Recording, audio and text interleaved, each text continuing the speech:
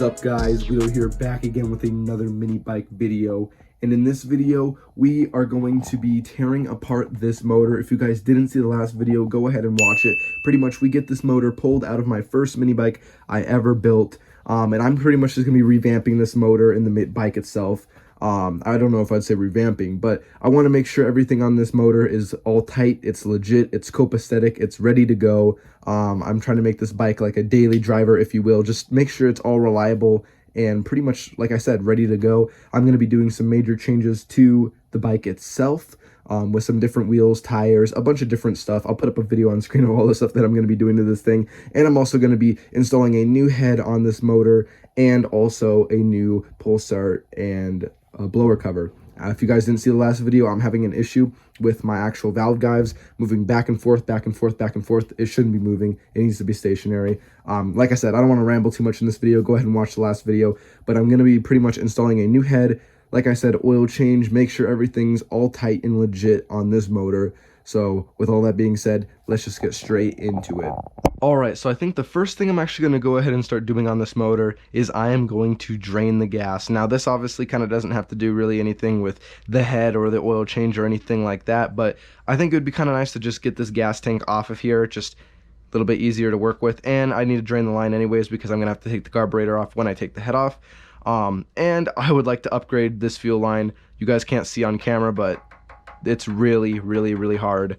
And I would like to upgrade it to a new line, plus it'll be red, so it'll match kind of the build I'm doing. And I'd like to throw in a fuel filter in line, just so this gas can be, 100% clean when it's going in. So what I'm going to actually start doing first is I'm going to just undo this air filter here. I'm also going to clean and oil this air filter too, because I haven't done it in a very long time. So I'm going to go ahead and clean and air filter and lubricate this air filter. Uni requires you to use a special air filter lubrication or oil on there, to make sure all the deposits and stuff stay out. And then I'm going to go ahead and undo this gas line here, and we're going to see how this goes. But I'm going to try to drain the gas back into this gas can here. We're going to see if I can kind of get it to line up, but I guess we will see. So you can see that's draining out pretty good, kind of in line with where I need it to go. Alright, so all the gas is done draining out into there. I don't really remember how much gas was in here, not too much, but there's still a little bit in the lines and a little bit down in there, but good enough where it won't run out, and I just kind of have it resting on there. So now what I'm going to go ahead and do is I'm going to remove this gas tank, like I said. In order to do that, I'm going to go ahead and remove the side cover real quick. Alright, and then for the side cover, it just takes 4 8mm bolts. Alright, and just like that, my side cover can come off just like that.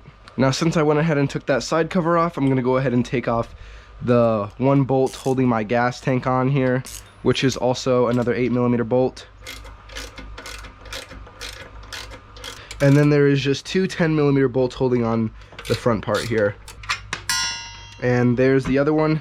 Now this should be able to just lift up, and then I can put my gas can under it to drain the remaining gas. I'm going to go ahead and take off my spark plug boot here, just so I can bend that down, so then I have quicker access. And you can see the actual fuel that's trapped in the line here. Once I go ahead and put this down, it'll start draining. And that pretty much got all the gas out of it. I'm surprised. Like I said, there wasn't really too much in here, but it's obviously not going to get all of it out. But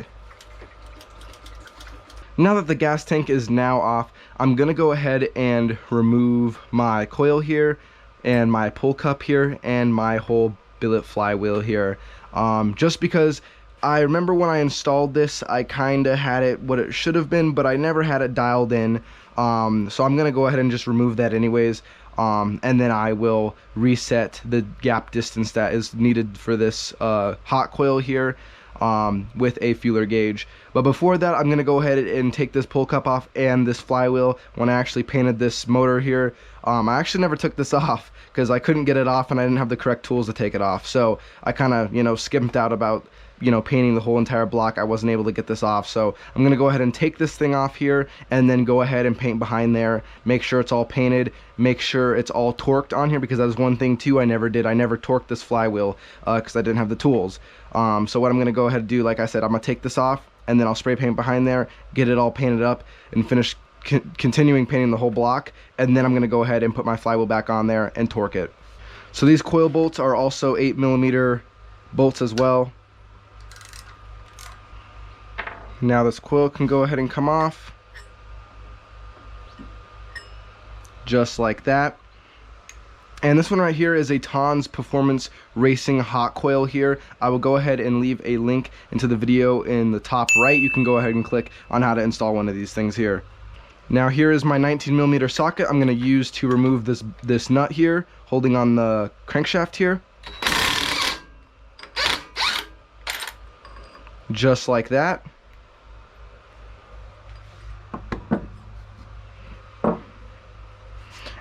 And with that off, obviously this isn't going to just slide off. You can either get a pry bar in here and kind of pry this out while you hit it with a hammer. That's kind of risky. I don't recommend doing that because obviously you don't want to crack your block or anything like that. You can kind of do that on the stock ones, but on a billet flywheel right here, it kind of gets on there pretty well. The best way to do this is to get a flywheel remover tool. And that is exactly what I have here. So pretty much you're just going to want to line it up with the distance that your flywheel is and just thread them on in, these studs here. This is completely adjustable, so you can use it with different applications that are either, you know, a big block or whatnot that have different threads, or sorry, different thread distances. And these nuts here that are holding this on are actually a 13mm, so I'm going to take my 13mm ratcheting wrench, and you're just going to kind of slowly tighten it back and forth.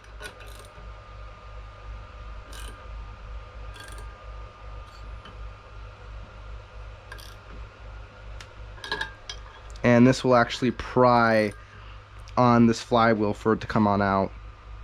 I'm switching on over to my impact gun here, and you can see I just hit it and it went out. You can see it's completely loose. So this thing works perfect here.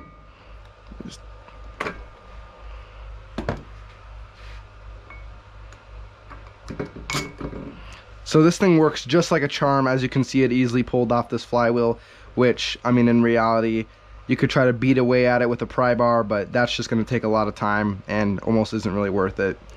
You know, worth cracking your block or something like that. And you can see behind there, I never ended up painting any of that, so I am going to finish painting it. What I'm also going to do too, I'm going to go ahead and just finish painting up this area. Like I said, I never finished it, so you can obviously see I just painted around the flywheel. So I'm going to go ahead and finish painting this block, and then what I'm going to do before I put that flywheel on, everything is going to be all nice and cleaned up, and I'm also going to go ahead and lap my flywheel again. I did it when I first built this motor, but you can kind of see this is just kind of rough and it's kind of gross. So I'm going to go ahead and just make sure it's clean, it's lapped, and it's nice and smooth for a nice smooth transition within the flywheel and the crankshaft. So it's, you know, it's solid. You don't want any uneven or rough surface on the crankshaft here. So I'm going to go ahead and finish painting this real quick. I just went ahead and took away this little cover here, which mounts on just like this. I just took this off because obviously I don't want to get paint on this thing, and all I really need to do is just paint this one section here, obviously, that I missed. So make sure the surface is all nice and clean. Make sure there's no grease or deposits on here, because obviously the paint will not stick to it. Alright, so you can pretty much see, I'm not going to go crazy on this, so nothing really has to get masked off around here. But pretty much I just have my carburetor here covered up, and then my horn. Everything else on here pretty much can get painted. You can see there are threads here if you wanted to do like a rechargeable coil, if your flywheel would work with that. And I'm not ever going to do anything like this on that motor, so it doesn't really matter. And the only thing that I wouldn't recommend getting paint on, of course, is obviously you don't want to get any on the crankshaft. And I probably really wouldn't recommend painting this rubber seal either. So this right here is going to work perfect. It's going to slide on over, and I'm good. So that's what I'm going to use right here. So this is kind of just a last minute thing that I just never did, and I looked over because I couldn't get that flywheel off. So might as well just finish it right and just do it now. And you can see that turned out pretty well. I'll probably just do one more coat after this one dries, just so it's, you know, all painted and all sealed, and then I'll go ahead and lap my flywheel and put my flywheel back on there. Alright, and when you check it out, you can see how the paint ended out turning. It looks awesome. It's nice and smooth, and the block is finally all painted. So what I'm going to go ahead and do before is I'm going to go ahead and just lap this crankshaft here and my flywheel. I did it when I first initially got this motor, but this is just kind of rough and kind of grimy, so I'm just going to go ahead and do it again. It's not going to hurt, and yeah, it'll be perfect. So the mating surface of this crankshaft and also the flywheel is nice and smooth, and it's a perfect mating surface. So what I'm going to go ahead and do is I'm going to remove this keyway that's in here real quick first. So I'm just using my hammer here with my little pick, and I'm just gently tapping out the little keyway there, and you can see it pretty much has came out. And you can see just like that, the keyway is out. So now what I can do is I can put some valve grinding compound on here and twist the flywheel back and forth and make sure this is a nice smooth surface for the flywheel to go on. And then you just take your flywheel, slide it on,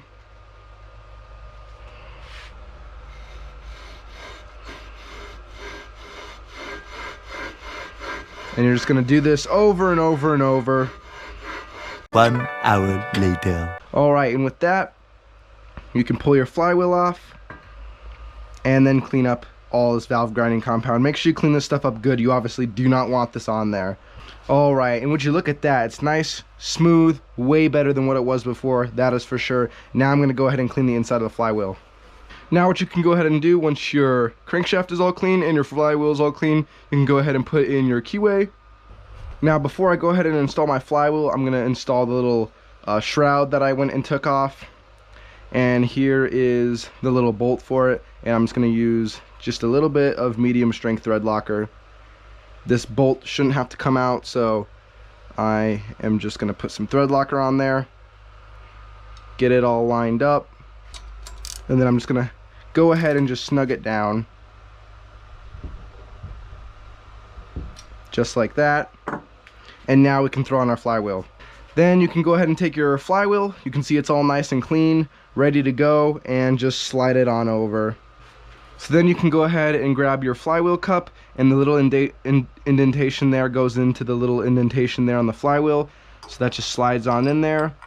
Make sure it's lined up, and then you can just get your nut and twist your nut onto the crankshaft.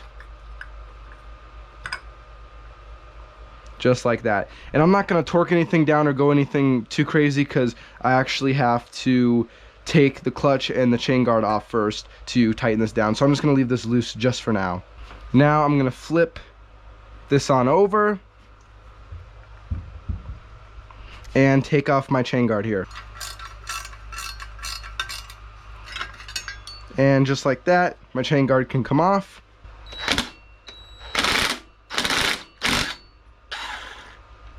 Just like that, there's my bolt. And then I'll need an Allen key to remove my Allen stud that's in there that's holding this clutch on.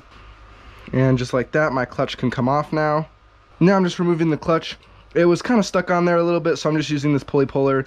And you can see it wasn't too bad because I'm just able to twist this by my hand. But this gives me extra leverage and is a lot easier to just remove like this than trying to put it up against something and yank it off. Alright, so what I'm going to do before I go any further, I obviously got my clutch off. I had to use my pulley puller because it was kind of stuck on there. If you want a video on how to remove that, like I said, go ahead and click in the top right, and that shows a whole tutorial on how to remove a stuck clutch. But anyways, I did that. So now this is nice and free, and I also took the chain cover off like I said. What I'm going to do is now I'm going to go ahead and torque down my flywheel. Now what I did before originally, I didn't have any tools like this, so what I did is I just, gave it the good old impact, but obviously that's not the right way to do it. You want to torque it down. So I got a crankshaft holder here. Now this is perfect because there's different holes. You can adjust it for if you want to use this one or that one, just depends on your motor or whatnot. So pretty much what you have to do, you just take your keyway here, you slide your keyway onto your shaft just like this, and then this goes and slides on to your shaft. Now you just take one of your chain guard bolts here, and you can just line up pretty much where this is going to go. Thread your bolt on in there, and now you can fully tighten this nut all the way around, because what would happen normally is if you try to tighten this, you can see it it'll move. You can't tighten it, it'll just spin. But with this being in there, you can see it pretty much completely locks it on in there. So now you can go ahead and tighten this down all the way. And then obviously this bolt is a 19mm. Just gonna hand tighten it. Normally I wouldn't be able to do this, it would just spin. So having that crankcase or the crankshaft holder in there, it allows it so it doesn't spin. So you can see it's all snugged up. So now what I'm gonna go and do is I'm gonna torque this down. Alright, so now that this is holding down our crankshaft so it won't spin, we are gonna go and torque down this nut that holds this flywheel to 65 foot-pounds. Alright, now with the flywheel being all torqued down, we can go ahead and loosen our crankshaft tool here. So now that our flywheel is all torqued on here, it's all installed and tight the way it should be, I'm going to go ahead and reinstall my coil here. So I'm going to reinstall it with the same factory bolts that came out, and just hand tighten them down. Alright, so now we're going to go ahead and set the coil gap on here. And what the coil gap is pretty much the distance from side to side, how thick the distance is between the flywheel here and the coil. Now on this sheet here, actually that this hot coil came from, it says it requires a minimum of a 30 thousandths coil gap. So what I'm going to do, that's pretty much, it requires a minimum distance of that. So you do not want to set it any closer, because if it's like really close and it's right up against it, it's just, that's not what it's intended for. So you can do pretty much anything over 30 thousandths or 30 thousandths.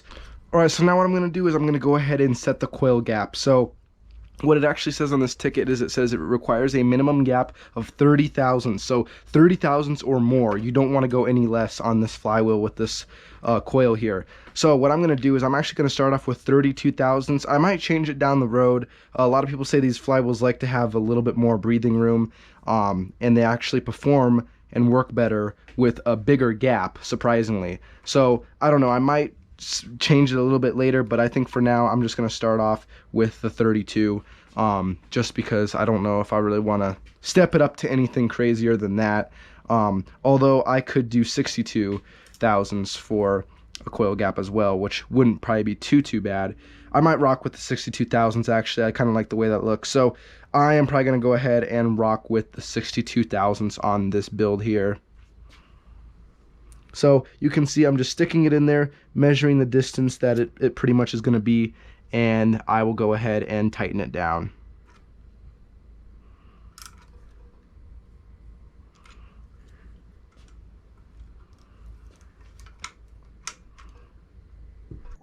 And that is where this video is gonna come to an end right here. Make sure you guys like, comment, and subscribe, and stay tuned for the next video to be coming out of this mini bike revamp series. This video took a little bit longer than I wanted it to, but I wanted to make sure everything was as thorough as I could possibly get it. I know there's a lot of repeating and a lot of just yapping that's going on in this video, but for the people that are unfamiliar with mini bikes that want to learn, and a lot of the subscribers and stuff that are actually on my channel want to learn, I want to make sure my videos are as thorough as they possibly can be, and they show every single step on how to do the job right and the easiest way to do the job with the proper tools and how to use the proper tools. So I know this video kind of got, strung along and is a lot longer than I wanted it to, but like I said, I want to make sure my subscribers and my viewers and everyone that watches the videos knows how to do the job right and all the tips and tricks to do the job, so you guys can get the best possible information out there. And with all that being said, make sure you guys comment, like, and subscribe, and stay tuned for the next video, which we will be going and checking the internals of the motor, making sure everything's tight, putting on a new side cover gasket, and then we're going to start working on the head of this bike. Make sure you guys stay tuned. Peace.